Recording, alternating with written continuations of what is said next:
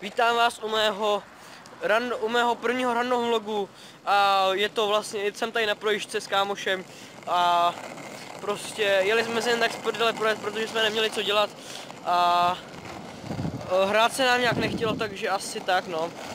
Tak aby jsme taky šli někdy ven, tak jsme na projížďce. Jsem tady takhle, jo, tady za mnou. Jo, a je to na pohodu prostě.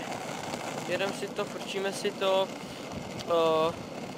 Tady to video bude na můj vedlejší kanál a já nevím, co bych tomu víc dodal, jako prostě je to jen tak z prdele. Potom jsem dám ještě nějaký sestřih toho, co jsme dělali za kraviny a takhle. Takže čau.